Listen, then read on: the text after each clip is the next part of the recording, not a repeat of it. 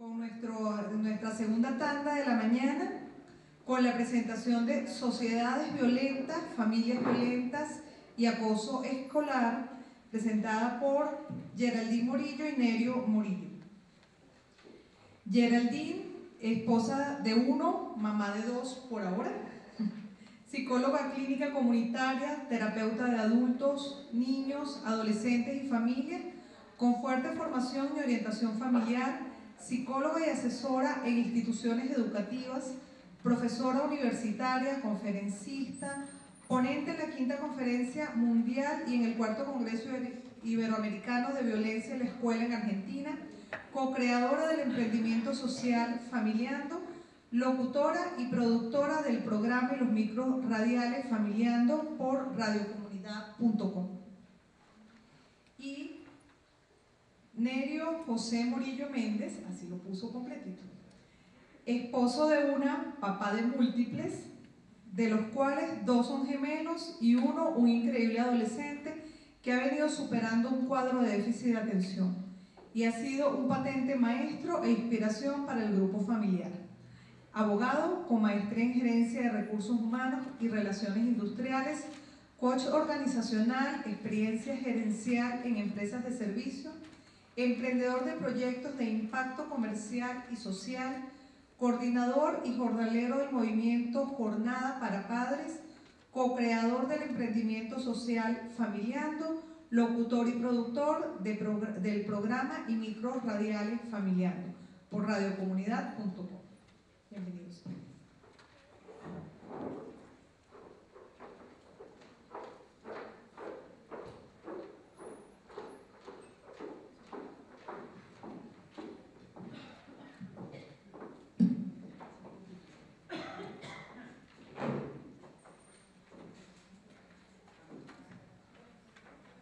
Damos un tiempito que entren todos, o todavía hay personas que...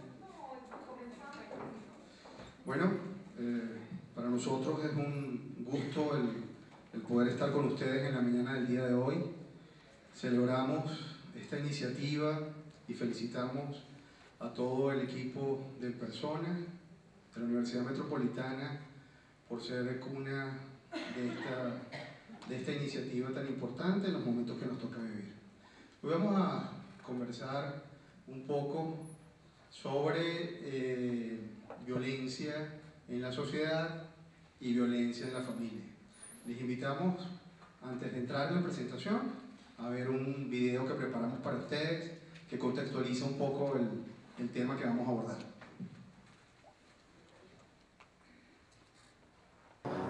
Según un estudio elaborado por las universidades Católica Andrés Bello, Simón Bolívar y Central de Venezuela, publicado el pasado jueves 29 de enero del presente año, 8 de cada 10 venezolanos cree que la violencia ha aumentado.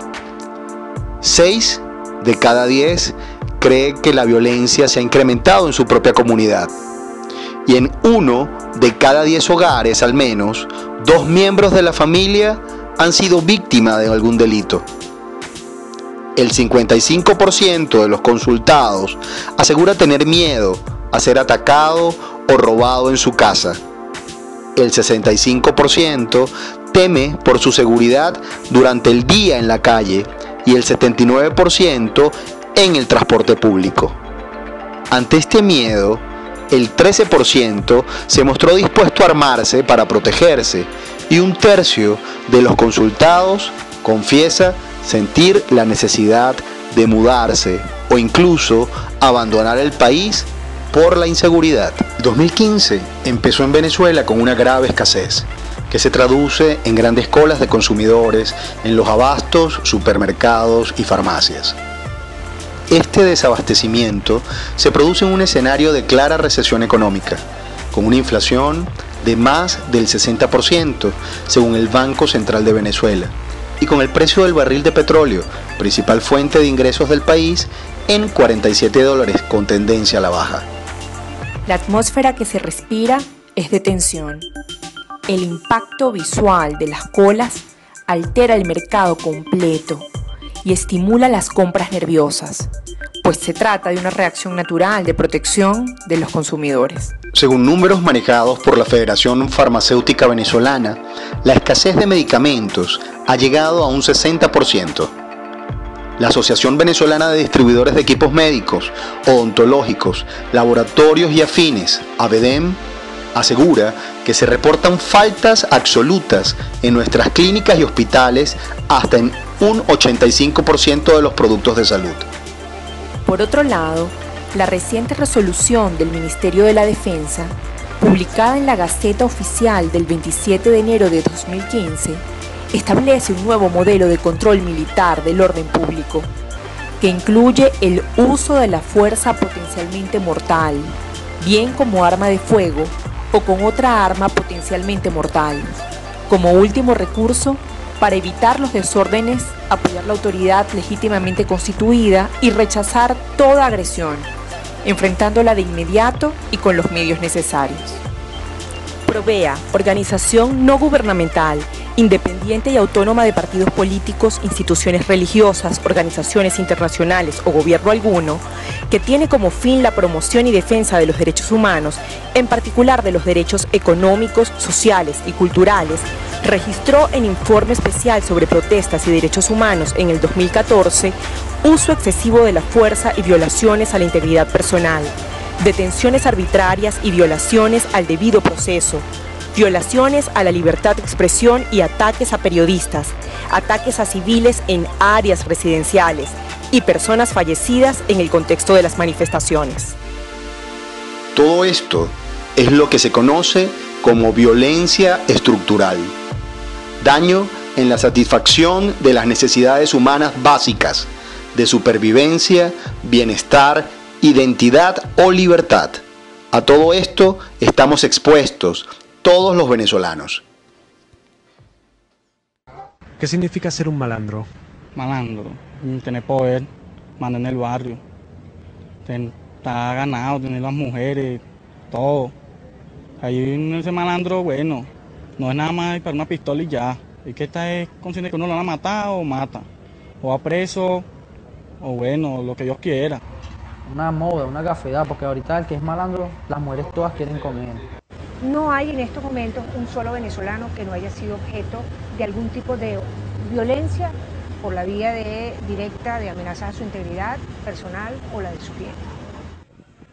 La corrupción, la pobreza y la impunidad alimentan los crímenes detrás de muchos homicidios. El que quiere ajustar cuentas o robar tiene fácil acceso a las armas. Los proveedores, dicen, son aquellos que deberían velar por la seguridad de los venezolanos. Como tú podrás entender, nosotros no fabricamos las armas, ni tenemos una bodega donde la podremos adquirir tan fácil. Esto siempre viene de policías, de guardias, todos los entes gubernamentales de seguridad que están corrompidos. En la autopista el encierro de un malandro motorizado.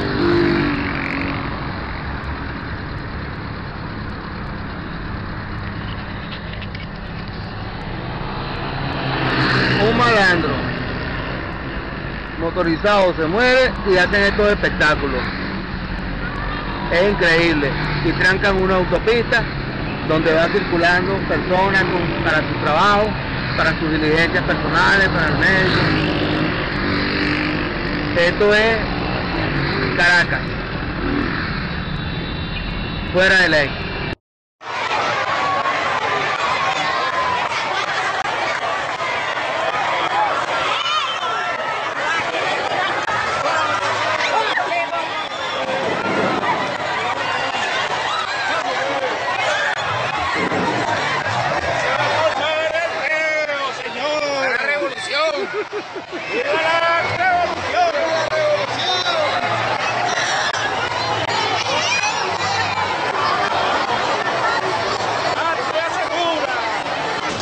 Están disparando.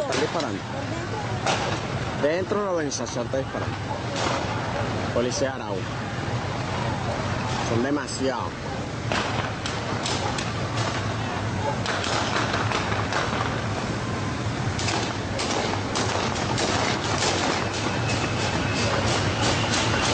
No ni parando.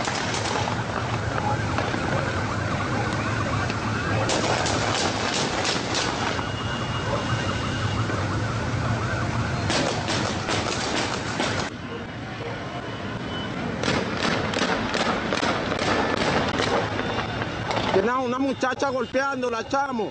Están golpeando una chama. Están golpeando una chama, mira, chamo, lo están golpeando, lo están pateando.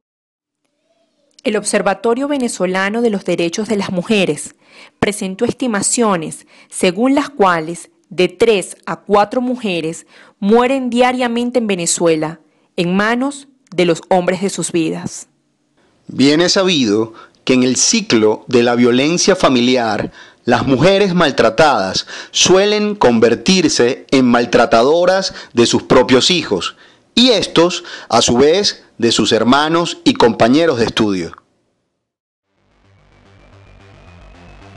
La escuela reedita, en cierta medida, el contexto social y familiar del que provienen los miembros de la comunidad educativa.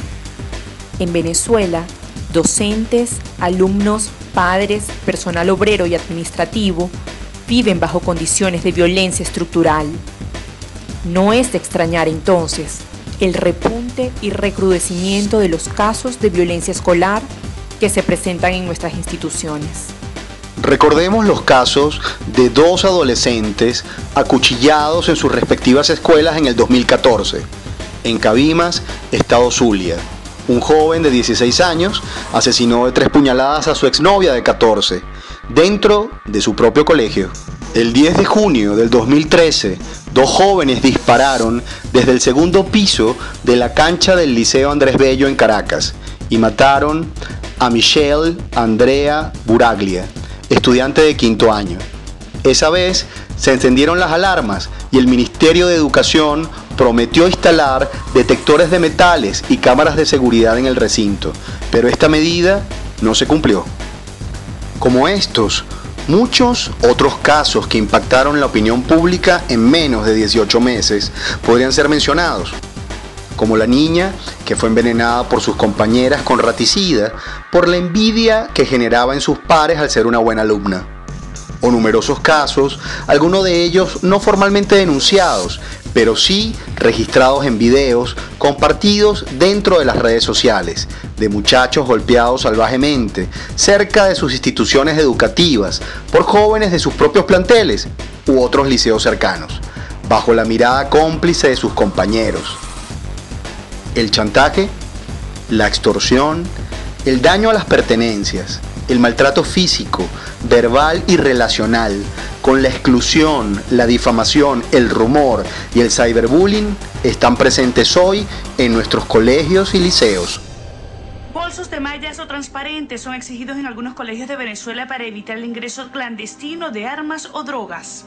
La pasaron entre varios estudiantes, unos pasaron las armas, otros las balas, aquí adentro después trataron de dárselos a otros, que fueron los que avisaron que aquí estaban las armas, estaban las balas. Entonces, cuando tú le preguntas a los muchachos en las actividades de estos 65 colegios si han visto un arma, las 3/4 partes del salón te levantan la mano, no porque se la vieron a un policía, ni a una persona autorizada, sino a un familiar, a un tío, a un primo.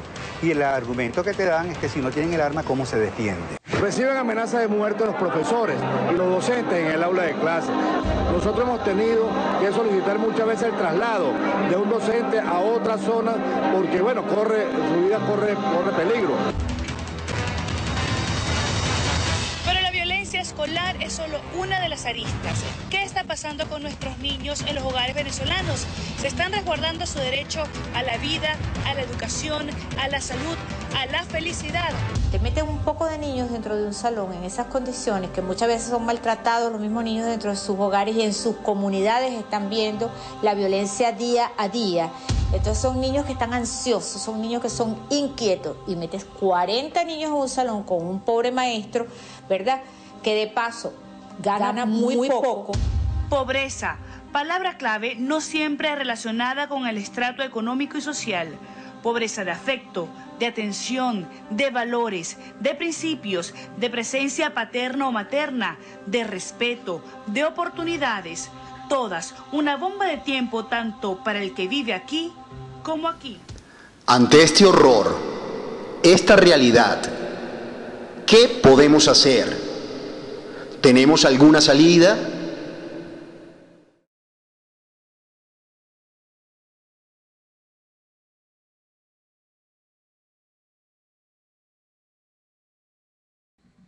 Si la familia es el reflejo de un país y este, a su vez, se debe a ella, pudiéramos entenderla como una relación simbiótica de mutua dependencia. Y en una sociedad en transición, esta sociedad en transición, no porque el gobierno se vaya a caer ni esté desarticulado, sino porque aquí hay un modelo revolucionario que está según la gente del gobierno, está en progreso. Hay una parte de la población que adversa ese modelo y la otra parte de la población no entiende mucho qué es. Esto es parte de esa transición, ¿no?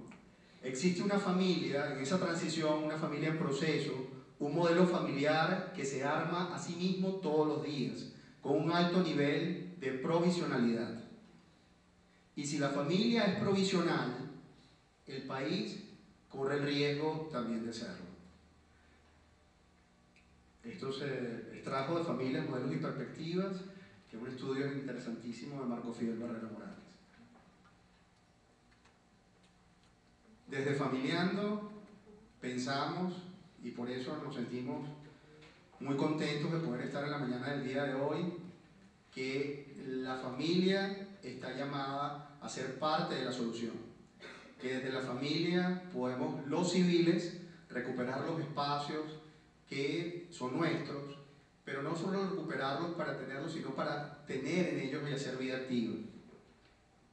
La paz es algo más que la ausencia de guerra. La cultura de paz es una tarea educativa que pasa por educar en y para el conflicto. Bajo ningún concepto, el conflicto debe ser confundido con la violencia. El conflicto es una oportunidad. Dentro del conflicto se mueve la familia. La violencia es el comportamiento de alguien incapaz de imaginar otra solución a un problema que le atormenta. La violencia humana tiene mucho que ver con esa falta de educación y entrenamiento para manejarse en los inevitables conflictos. Desde la educación para la paz se ha dicho siempre, y con razón, que hemos de educar también para la disidencia, la indignación, la desobediencia responsable, la elección con conocimiento y la crítica, es decir, para salirnos de las propuestas de alienación cultural y política. ¿Cómo se logra? Mostrándonos disponibles para nuestros hijos en tiempo, espacio y emocionalidad. Reforzando el valor del esfuerzo conjunto por encima del individualismo. Esto no quiere decir que los logros que nosotros obtengamos desde el punto de vista personal van a tener menos valor, pero desde la familia debemos fomentar en nuestros hijos que lo que se alcanza en grupo, ese resultado que podemos alcanzar como unidad, tiene un valor y es mucho más rico el disfrute asociado a él. Reduciendo la intolerancia al proporcionar a nuestros hijos oportunidades de contacto con miembros de otro grupo. Modelando la resolución de conflictos desde la negociación, el diálogo y la cooperación. Modelando en la casa, resolviendo las situaciones cotidianas de esta forma.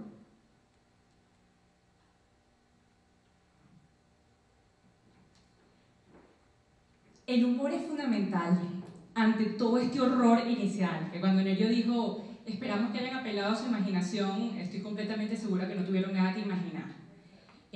Lo vimos incluso al entrar, ¿verdad? Entonces, ¿por qué nos quisimos poner así intensos? Porque esta es la adversidad en la que está la familia venezolana y este es nuestro reto. Esto lo vivimos todos los días. Pero pese a esa adversidad, es importante poder reír, poder disfrutar. Lo decía también antes Guadalupe. Poder tener un espacio para lo placentero en familia para poder lidiar con todo eso adverso que está allá afuera, ¿no?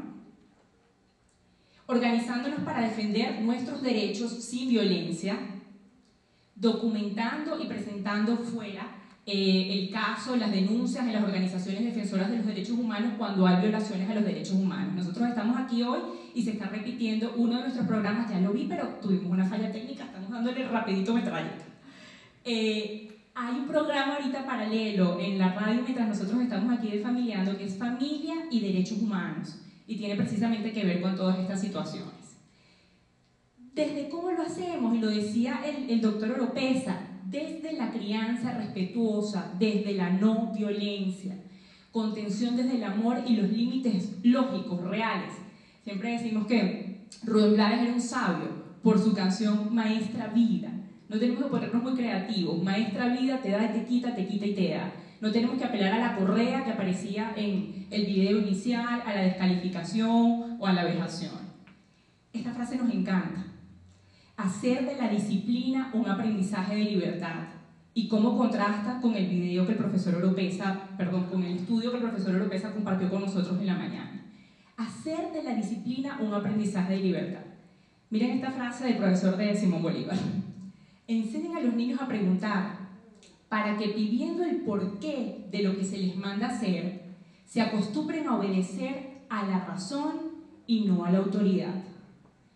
Familiando apuesta a familias democráticas dentro de sociedades democráticas. Simón Rodríguez, hace tiempo. Disciplinar, ya lo dijimos, sin irrespetar, insultar, golpear. Argumentar las razones de las decisiones y límites que como padres manejamos con nuestros hijos. No es la no puesta de límites, es la explicación del por qué. Porque si estamos criando seres libres, ellos tienen que saber cuándo paran, qué hacen y qué dejan de hacer, apelando a la razón y no a un otro afuera, ¿no? O como decía el profesor Carlos en la mañana, la violencia sobre el cuerpo, no sé si lo escucharon, ¿no? Sobre lo biológico, porque aquí no hay quien mande. Disculparnos cuando fallamos. Muchas veces en consulta los papás me dicen, pero no pierdo autoridad, todo lo contrario, la ganas. Cuando tus hijos identifican un adulto falible, pero lo suficientemente fuerte para reconocer este grito estuvo de más, aquí no supo qué hacerlo, escuchaste esta discusión, ganamos más bien autoridad y credibilidad.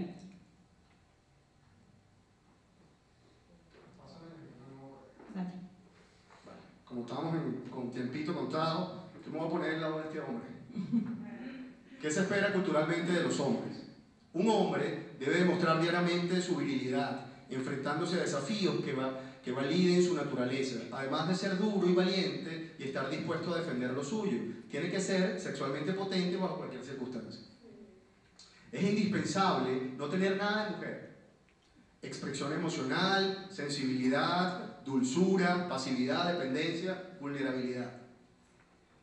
Ser importante, tener éxito, ser competitivo, evaluado en función si ser exitoso o fracasado, potente o impotente, dominante o dominado. Activo, debe hacer producir, moverse en espacios públicos, inventarse una. El medio, familia, amigos, etc., nos impulsa a ser violentos, no dejarse joder. Implica priorizar el enfrentamiento sobre el diálogo. No se nos enseña a enfrentar nuestros temores o inseguridades, sino a huir atacando. El hombre que se rehúsa a pelear y enfrentar, que no es brusco o dominante, es un pendejo. Poco hombre, sujeto de abusos por otros hombres. En la adolescencia, con la llegada de la pubertad, se inicia una nueva definición de masculinidad. Aquí, Familiando impulsa y trata de hacer visible de que es un momento interesante para quienes tenemos niños varones, para que ellos puedan, de alguna manera, tener un modelo distinto a lo que la sociedad, de alguna manera, los impulsa. El adolescente debe probarlo. ¿Cómo lo prueba? Violencia relacionada, probar la masculinidad en peleas con otros hombres, conducción riesgosa, reto a la autoridad. Violencia relacionada con relaciones sentimentales, violencia en el noviazgo, abuso sexual. Y violencia relacionada con grupo de pares, búsqueda de identidad, pandillas, actividades delincuenciales y drogas. Esto para nosotros era muy importante tomarlo porque ustedes saben que los índices de homicidio están en un rango entre personas que van entre los 15 y no llegan a 23, 24 años. Reflexiones machas. Estas van, lamentamos que no hayan tantos caballeros hoy, pero van para ustedes. Puede haber alguna manera de resolver los conflictos sin violencia. Es posible defenderse sin llegar a ser violentos. ¿Podremos hacernos respetar sin irrespetar al otro? ¿Existirá poder en el autocontrol? ¿Existirá poder en la palabra? Yo creo que sí. Y estoy seguro que ustedes también. Estas reflexiones machas son absolutamente aplicables con lo que viene ahora. La idea inicial es que inevitablemente la escuela revita lo que pasa afuera, lo que pasa en la sociedad, lo que pasa en la familia. Y muchas veces por esta aproximación tan rígida a la masculinidad, del ponerte en evidencia, de no dar el brazo a torcer, bueno, lo que veíamos que decían los muchachos, los malandros, no todos quieren con los malandros, porque es mi manera de ser alguien dentro de mi contexto, son aplicables a todo el tema de lo escolar. Voy a ir como una metralleta en aras del tiempo y del respeto a los ponentes que vienen, ¿ok?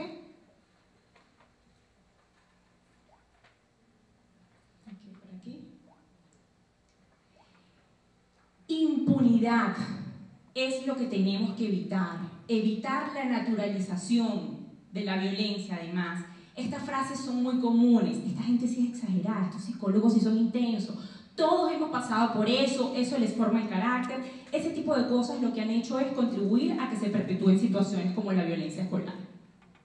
Hable con sus hijos del acoso, defínanlo, nombren los comportamientos de acoso. Hay una cultura ahorita de acoso escolar distinta a la que había 10 años atrás.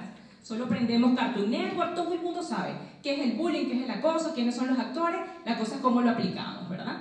Genere discusiones en casa sobre el tema. Rompa el código del silencio, es fundamental.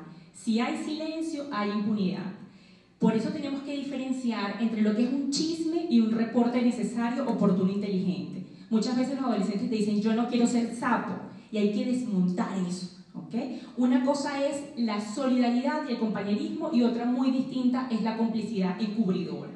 Un reporte inteligente es hacer algo útil con la información que tienes para ayudar a resolver un problema. Eso es muy importante a la hora de hacer la intervención, sobre todo con los testigos.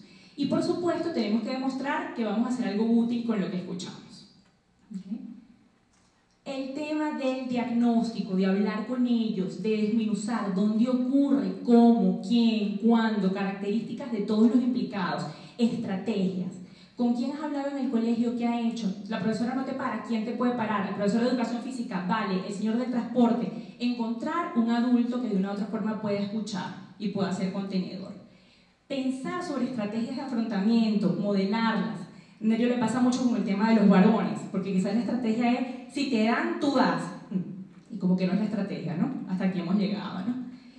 Con el tema del colegio, pues solicitar reportes, pedir que suministren cualquier tipo de información, fomentar las redes de apoyo con otros padres es fundamental.